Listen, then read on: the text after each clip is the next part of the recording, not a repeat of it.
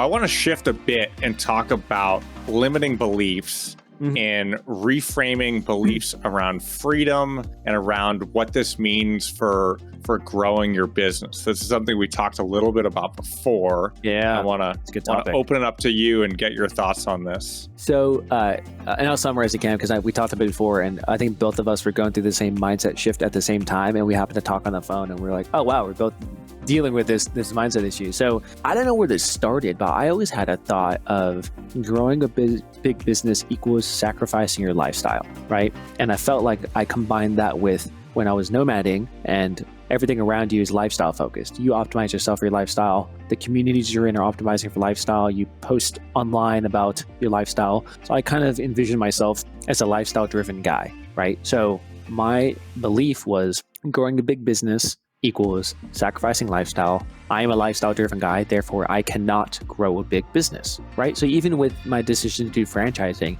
it wasn't an easy decision. I debated over it for months and months and months, and finally kind of pushed myself 55% yes, I'll do it, 45% no, I won't do it type of deal, because I was kind of grappling with this self-identity I had created for myself around that. I've just started to realize maybe this is actually a false belief. Maybe growing a big business equals freedom. Growing a big business does not equal sacrificing your lifestyle.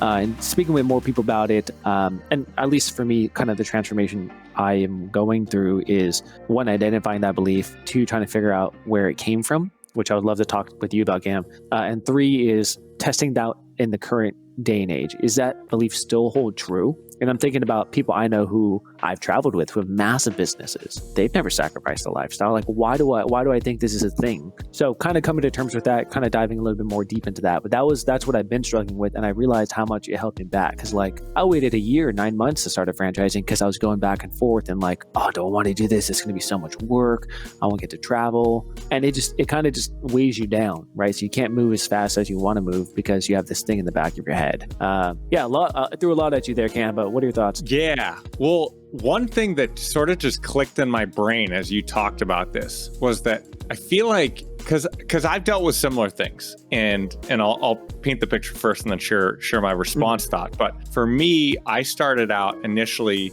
my nomadic journey was how do I make passive income so I can free up my time and then work on things that I'm passionate about and that I think will be impactful in the world. And for a while, I've been at it for 5 years now. And for most of the last few years, I've been avoiding opportunities that I can tell are great opportunities. I'm concerned they'll eat at my freedom. And part of that has been me being too much of a doer and not enough of a project manager, overseer, delegator. And so, and rightfully so in many ways, I viewed, okay, if I work on this project, it's going to eat away at my time. Whereas now I'm like, if I work on this project, I need to spend the time to find someone who can take on most of this actual work. And that's been a big shift. But I think on the big business side of to grow, you can't balance lifestyle and big business. I think that for me, at least when I think about that, it stems from traditional examples in society and even in my own life, which is that people who are growing large businesses are all consumed. And I think to a certain degree, it does actually help. If you wanted to build the next Facebook, or if you wanted to compete with Elon Musk, you are going to need to put in a crazy amount of hours, especially early on.